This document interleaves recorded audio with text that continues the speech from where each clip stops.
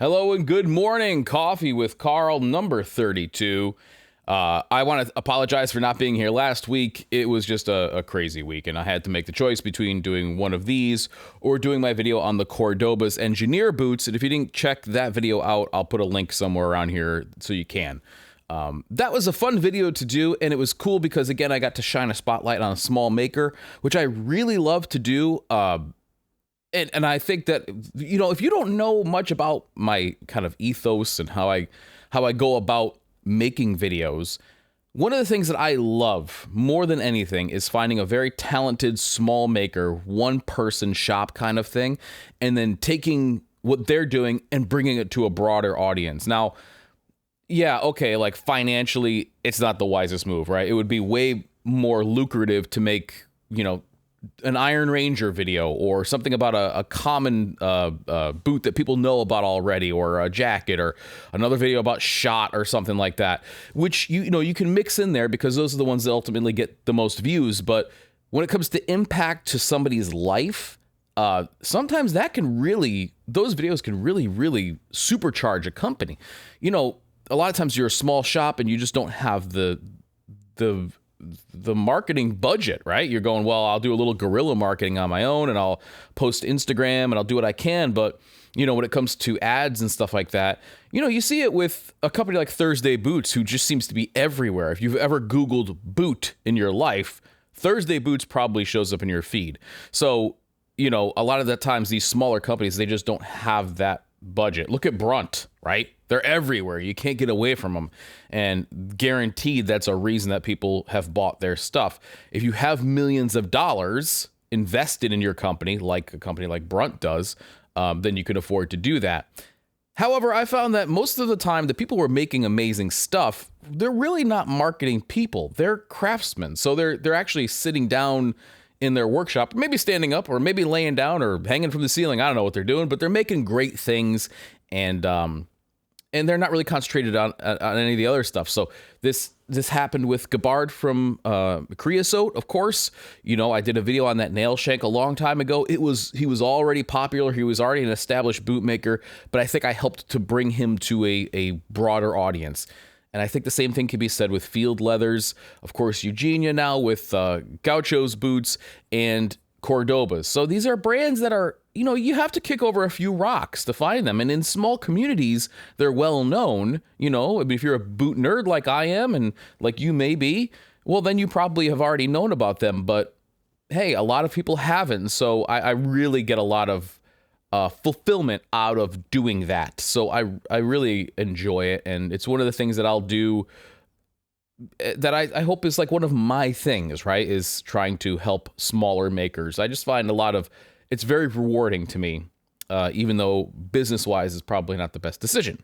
But since we didn't have a video last week, that means that we have a glut of cool stuff to talk about this week. And do we ever? Now, the first thing I want to talk about is, it's actually a question. Have you ever wanted a Filson Mackinac cruiser, but you don't want it in Mackinac wool? You want it in denim, but you don't only just want any denim, you want polyester denim, and then you want some like leather appointments, right? So maybe some leather elbow patches, but you don't want real leather, you want like fake leather, synthetic leather, right?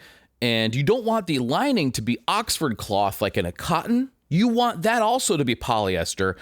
But not only those things, you want to pay $1,500 for it. Have you ever had that thought cross your mind?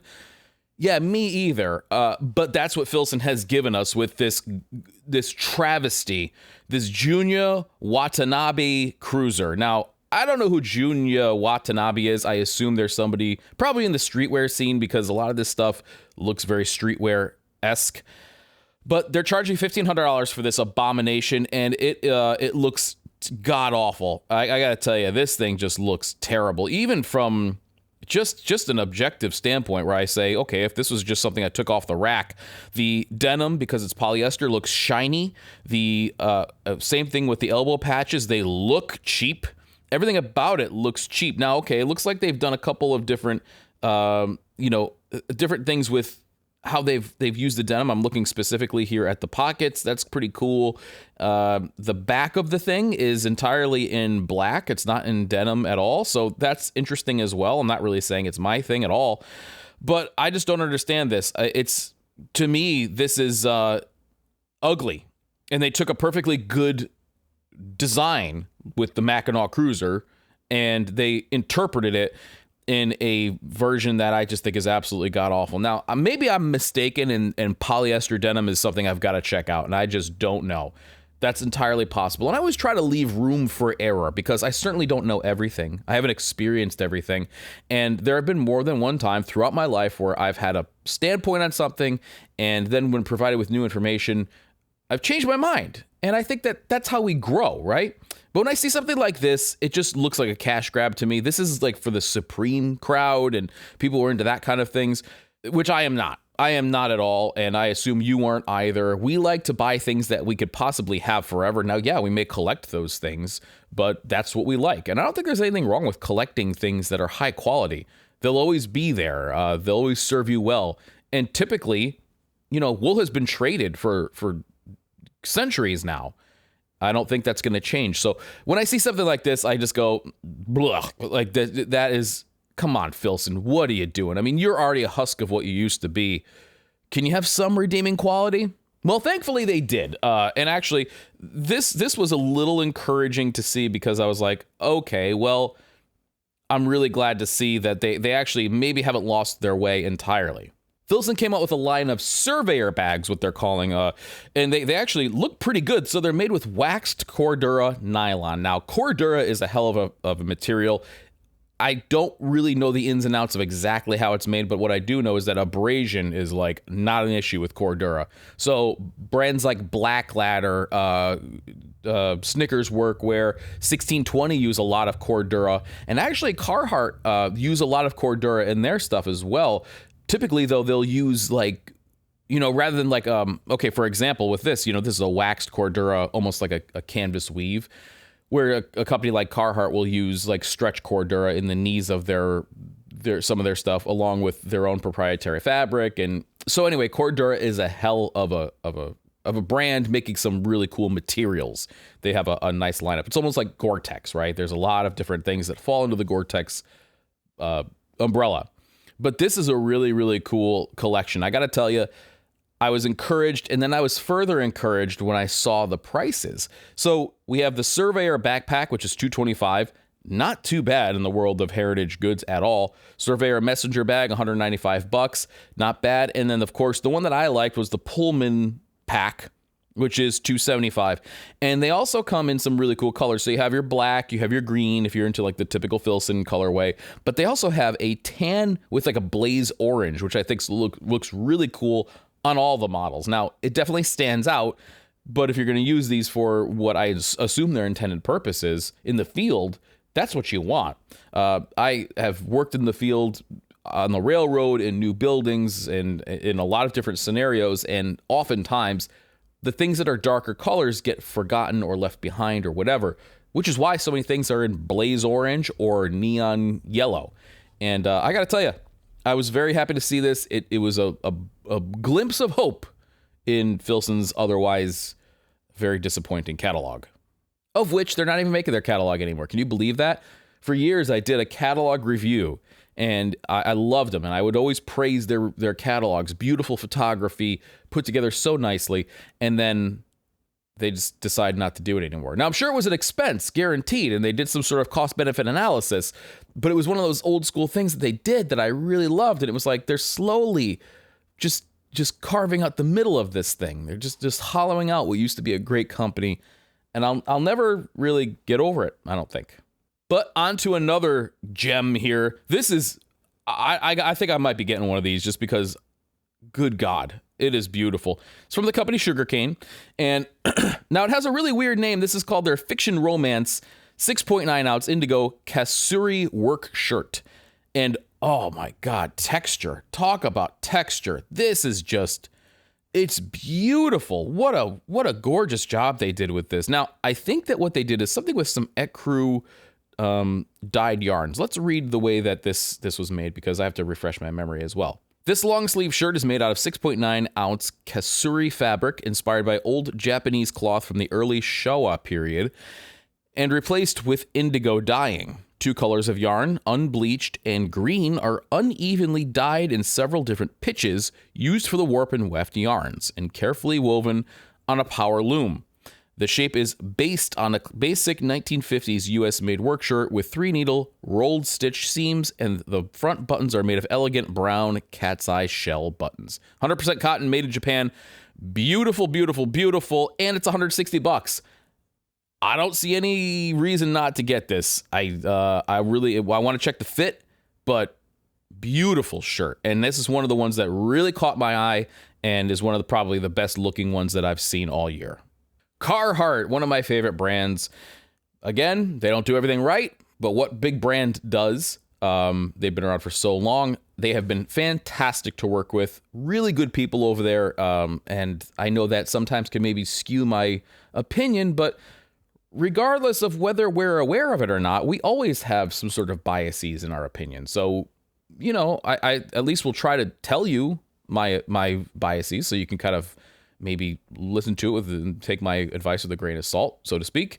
But anyway, they came out with a capsule collection, and it's called Icons Re-Engineered. I think that this thing is I hope they do more of it. What they basically did was took 3 of their iconic models, so that being the K87 t-shirt, the I think it's the 288 sweatshirt, hoodie, and of course the Detroit jacket, which is one of my favorites. And the reason I have such a connection to the Detroit jacket was that I bought a Detroit jacket. I didn't really know what it was. And it was my jacket. I think I even bought it when I was a mechanic. And then I wore that thing all through my apprenticeship and had it.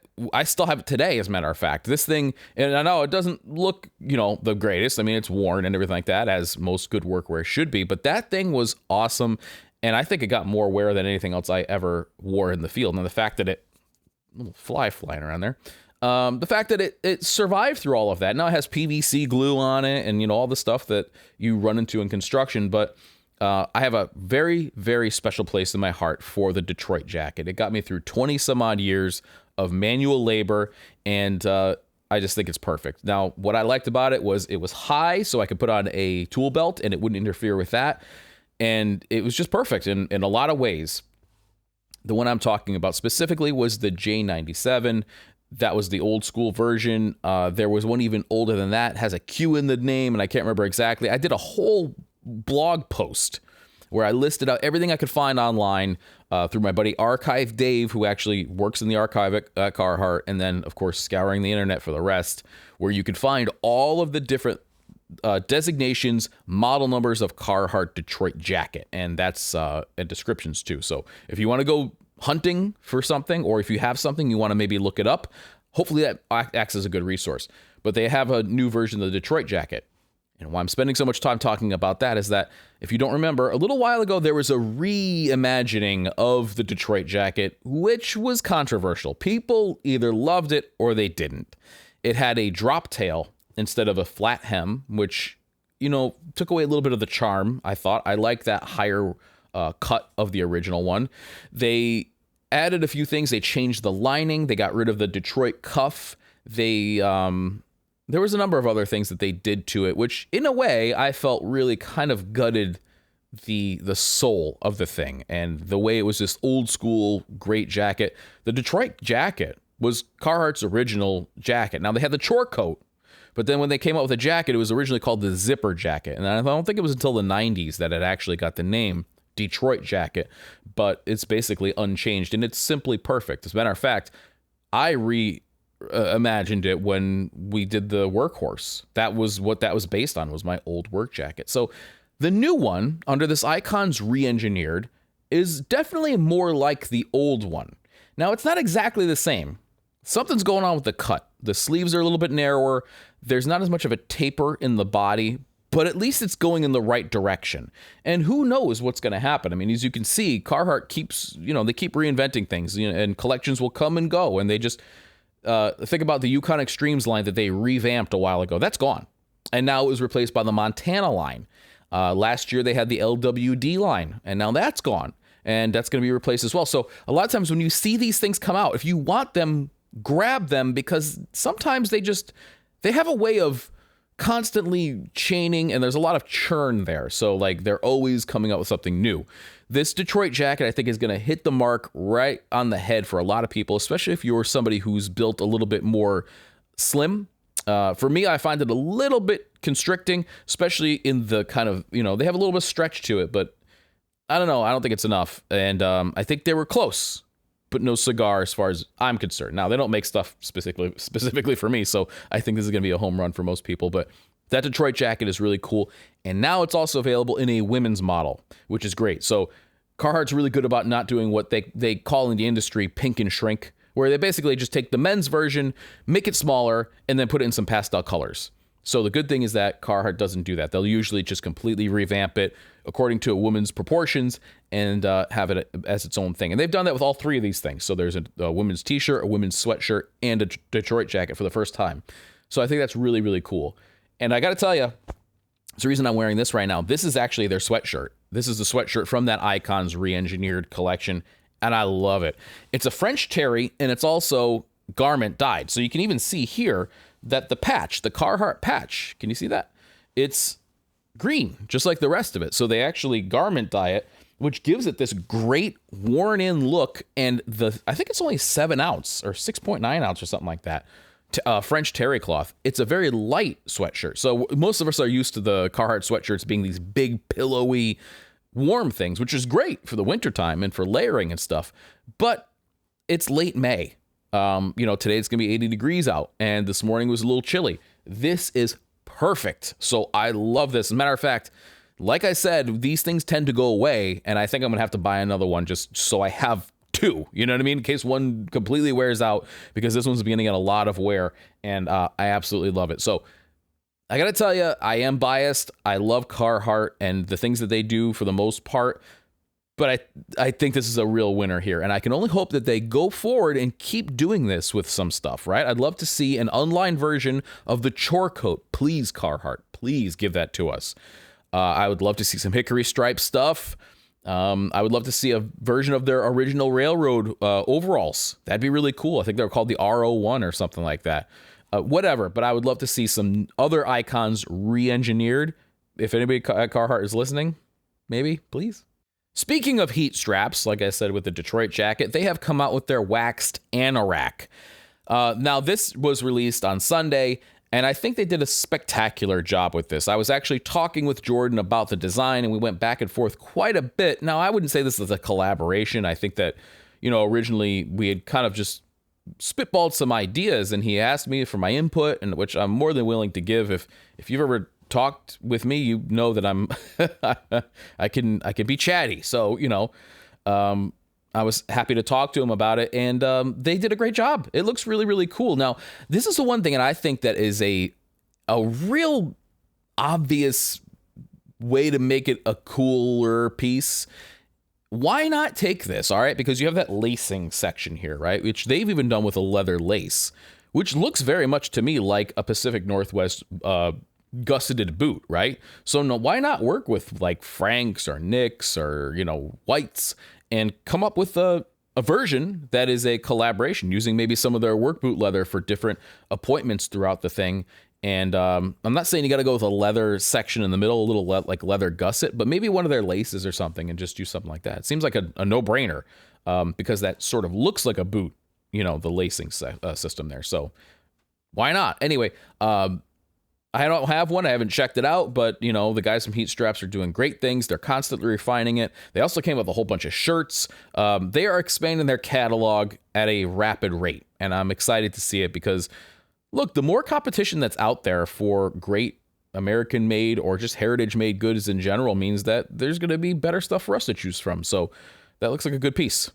The Mr. Lou. Now, if you saw my video about the Cordoba's engineers, you saw that I actually brought out a pair of Mr. Lou's that I haven't done a review on yet, but it is coming. I want to get a little more time in them. And I'll tell you, I could see why they're so popular. Let me just say that. Albert was the first one who told me about Mr. Lou's. He had a pair forever. Now he has several pairs, and they're still, I think, like his go-to, right? He has a lot of other boots, but seems like he always goes back to these Mr. Lou's. And I can totally see why. They are, no, I don't want to ever say comfortable, because comfort's different for everybody, right? People have different preferences. That's why there's different firmnesses of mattress. Firmnesses. I don't know. Did you ever hear that whole conspiracy theory about why there are so many mattress stores which never seem to do any business, and how it's a whole money laundering thing? No? All right, well, I'm going to have to make a whole other separate channel for conspiracy theories maybe, but there's a theory about that. But this is about the Mr. Lou.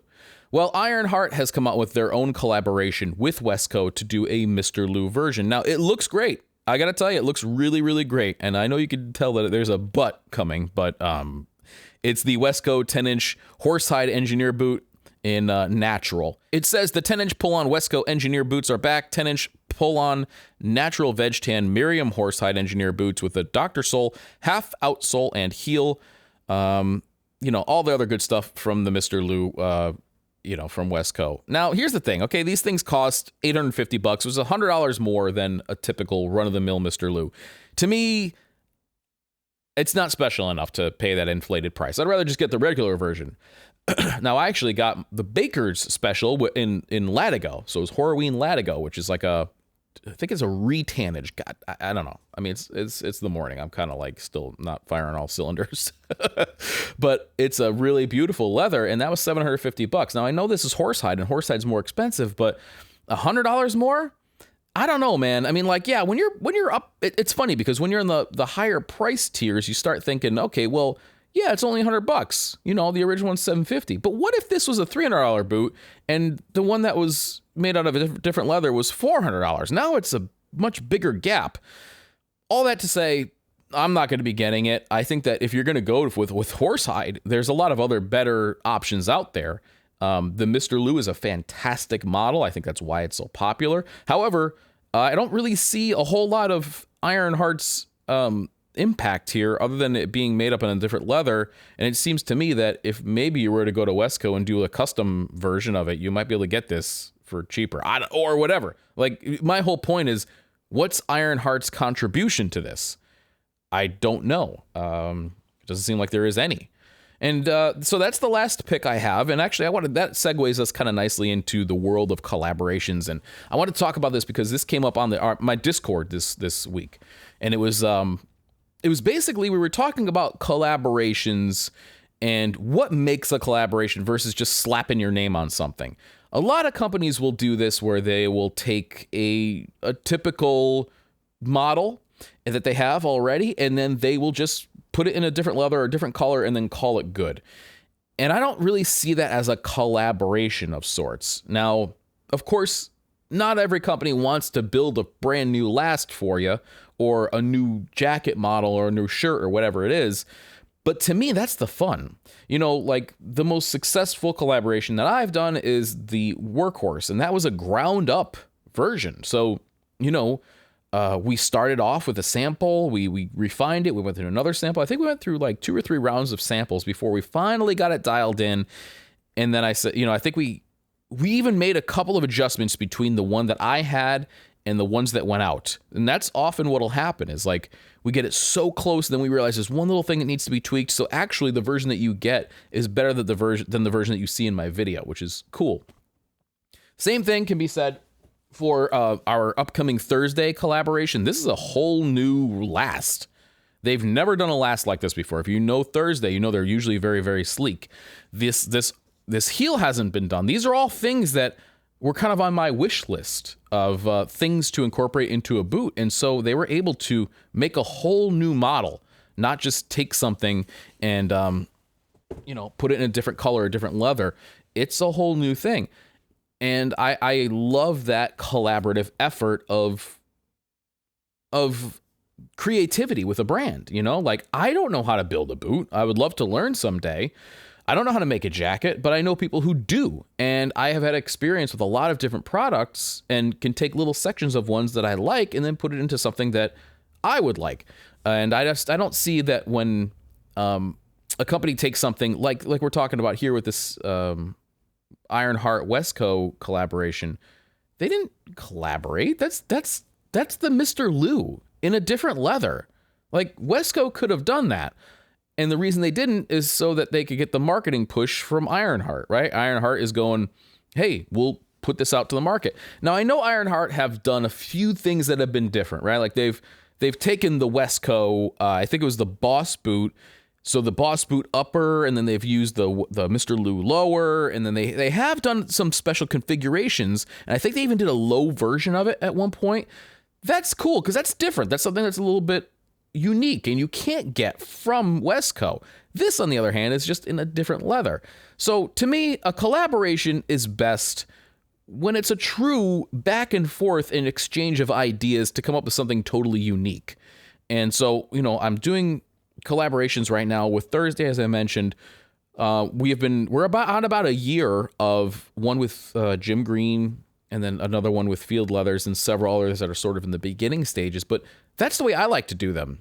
But just because I like to do something one way doesn't mean that it should be that way for everybody. Anyway, that's my small rant about that. We're going to keep going for the patrons, for the Patreon-only version of this. And for the rest of you, I hope that you have a great week. I hope this has been, not being here every week sucks. I want to try to make it every single week. Sometimes it just doesn't work out. But I will do my best to be here weekly as much as I possibly can. And eventually I'd love for this series to go live so we could have a back and forth. You could type in stuff and we could actually have like a virtual conversation. That'd be awesome. Anyway, have a great week.